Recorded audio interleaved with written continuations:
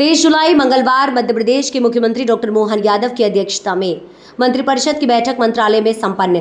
रक्षाबंधन से पहले बहनों को मुख्यमंत्री ने दी सौगात। उन्होंने कहा कि लाडली बहनों के खाते में प्रति माह जारी होने वाली 1250 राशि से अलग 250 रुपये अतिरिक्त जमा किए जाएंगे। नगरीय प्रशासन मंत्री कैलाश विजयवर्गीय ने कैबिनेट में दिए गए निर्णयों को बिंदुवार पत्रकारों के सामने किया प्रस्तुत। उन्होंने कहा कि मध्य प्रदेश को विकास के लक्ष्यों की प्राप्ति की दिशा में बढ़ते राज्यों के रूप में चिन्हित करते हुए समग्र स्कोर में 15 अंकों को बढ़ोतरी हुई है। नदी लिंक परियोजना में केन बेतवा पर चर्चा हुई। साथ ही पार्वती काली सिंध चंबल लिंक परियोजना पर भी चर्चा हुई। दलहन उत्पादन में मध्य प्रदेश का पहला स्थान रहा तो खाद्यान्न उत्पादन में देश में दूसरे एवं मक्का, मोटे अनाज, मूंगफली, मटर उत्पादन में तीसरे नंबर पर रहा। मध्य प्रदेश में 7 पीएम पार्कों में से एक है। साथ ही सीमेंट उत्पादन में भी मध्य प्रदेश का देश में सर्वाधिक योगदान रहा है।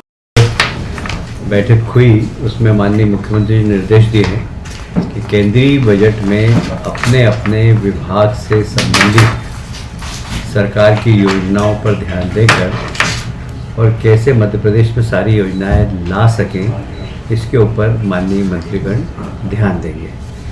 दूसरा, उन्होंने निर्देश दिया है कि श्रावण मास का महीना चल रहा है और हमारे प्रदेश की जनता बहुत धार्मिक है, तो जितने भी भगवान शिव के मंदिर है उसके आसपास आवागमन थोड़ा ठीक हो, इस बात की सभी जनप्रतिनिधि और माननीय मंत्रीगण चिंता करें।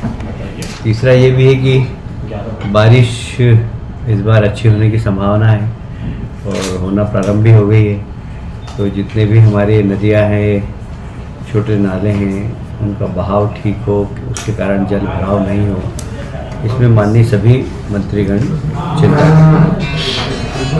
प्रसन्नता है कि भारत सरकार के आर्थिक सर्वेक्षण 2024 में मध्य प्रदेश के संदर्भ में जो उल्लेखनीय बात माननीय वित्त मंत्री जी ने कही है, उसमें 2018 से 2023-24 में अवधि में मध्य प्रदेश सतत विकास के लक्ष्यों को प्राप्त करने वाला प्रदेश है, जो तेजी से जहां पर प्रगति हो रही है। और इस अवधि में लगभग 15 अंक की बढ़ोतरी हुई। 15 अंक पीछे थे, हम 15 अंक आगे बढ़े। नदी लिंक परियोजना जो हमारी है, केन बेतवा परियोजना, उसकी भी चर्चा की गई।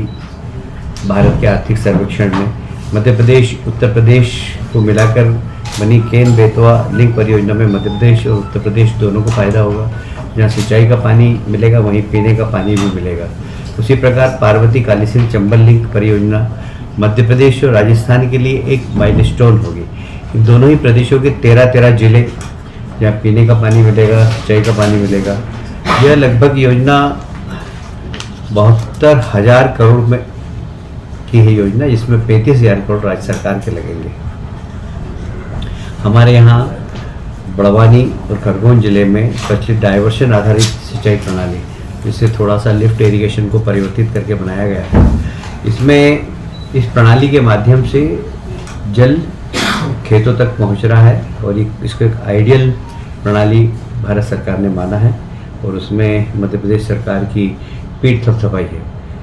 अगर हम खेती के उत्पादन की बात करें तो दलहन उत्पादन में मध्य प्रदेश प्रथम नंबर पर है, तिलहन उत्पादन पर दूसरे नंबर पर है और दलहन उत्पादन का लगभग 1/4 देश में, तिलहन उत्पादन का 5वां हिस्सा मध्य प्रदेश पैदा करता है। सोयाबीन में नंबर 1 है, चना गेहूँ के उत्पादन में मध्य प्रदेश नंबर 1 है, जो देश के उत्पादन का लगभग 42%, 28% और 19% का योगदान देता है। सर्वेक्षण की रिपोर्ट में आपको अवगत करा रहा हूँ। मध्य प्रदेश में कुल जो खाद्यान्न उत्पादन में भारत में मध्य प्रदेश दूसरे नंबर पर है। राज्य में मक्का, मोटे अनाज, मूंगफली और मस्टर्ड के उत्पादन में भी हम लोग तीसरे नंबर पर हैं।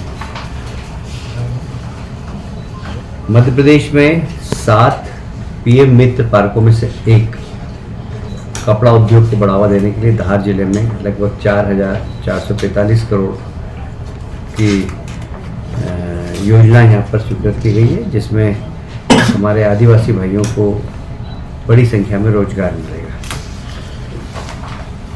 सीमेंट उत्पादन में और विशेषकर मैं उल्लेख करूँगा इंदौर का जो हमारा बायो सीएनजी प्लांट है, उसके बारे में भी, उसके ऊपर केस स्टडी होना चाहिए। भारत सरकार ने अपने आर्थिक सर्वेक्षण में देश के अन्य नगर निगमों को भी ये संदेश दिया है।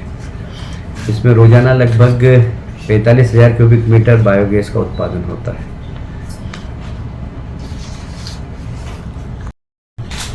आईटी के क्षेत्र में निवेश आए, उसके लिए आज नई आईटी पॉलिसी बनाई गई है। उस आईटी पॉलिसी के खास जो लेखनी बिंदु हैं मैं उसके ऊपर चर्चा करूंगा। एक तो सिंगल विंडो क्लियरेंस है, दूसरा कैपिटल एक्सपेंडिचर में भी सहयोग करेगी राज्य सरकार। फिर जितने भी बीओपी वगैरह खुलते हैं उनके किराए में सहयोग करेगी, सहायता करेगी राज्य सरकार। कुल मिलाकर रोजगार को बढ़ावा देने के लिए यह आईटी पॉलिसी लाई गई है। इसमें उनकी मार्केटिंग में भी हम लोग सहायता करेंगे, क्वालिटी सर्टिफिकेशन में हम सहायता करेंगे, पेटेंट फाइलिंग में, क्योंकि जो आईटी के क्षेत्र में जो लोग वो बनाते हैं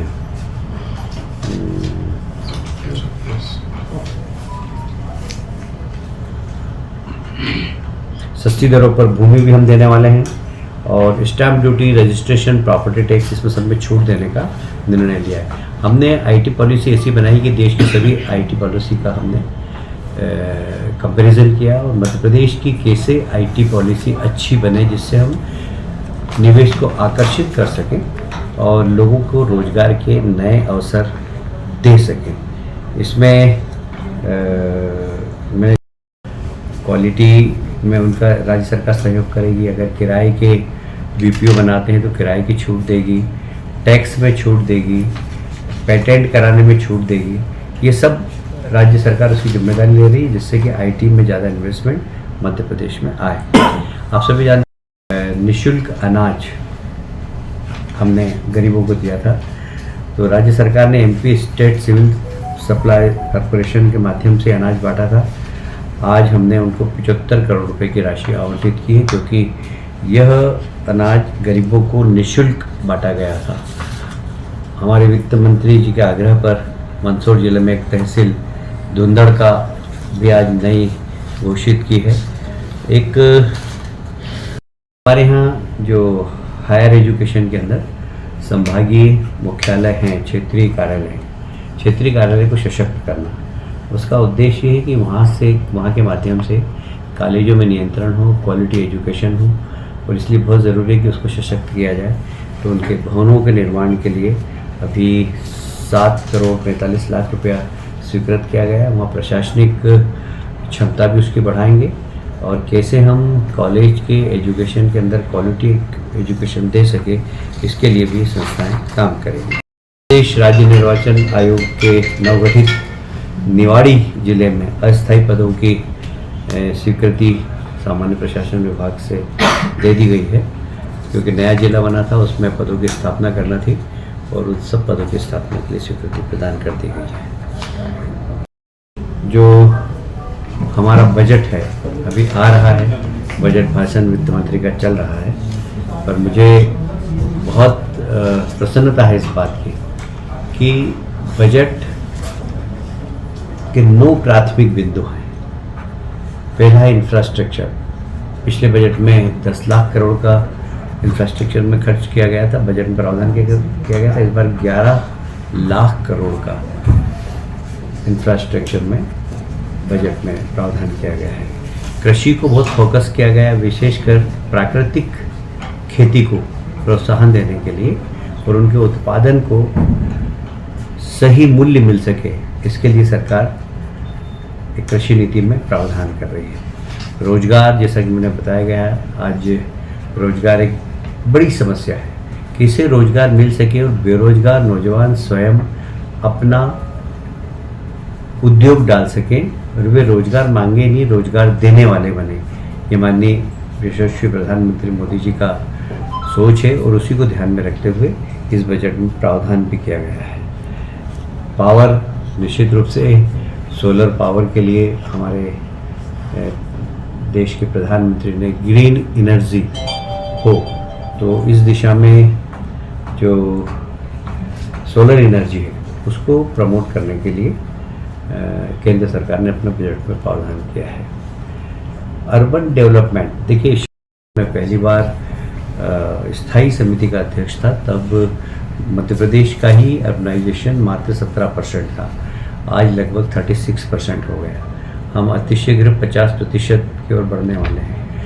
तो शहरीकरण बढ़ रहा है, इसलिए शहरीकरण की तरफ केंद्र सरकार भी चिंतित है और फोकस किया उन्होंने कि जितने भी A-B-C श्रेणी के शहर हैं उनके लिए अलग अलग योजनाएं बनाई हैं। और वो योजना इंफ्रास्ट्रक्चर की भी है, वो योजना ड्रेनेज की भी है, वो योजना स्वच्छ भारत मिशन के अंतर्गत गार्बेज कलेक्शन और उसका किस तरीके से बायोगैस बना सकें उस बारे में केंद्र सरकार शहरों को असिस्टेंट करेगी। शहरों को रिफॉर्म करने की भी आवश्यकता है। उस रिफॉर्म के लिए प्रावधान किया गया बजट में। और जैसे प्रधानमंत्री जी हमेशा एक बात कहते हैं कि मेरी 4 जातियां हैं, गरीब, महिला, युवा और किसान। इन चारों को ध्यान में रखते हुए इस बजट में हर वर्ग के लोगों के लिए बजट में प्रावधान किया गया है। यह बजट को फोकस किया गया 2047 के विकसित भारत की ओर, कैसे हमारा देश अग्रसर हो।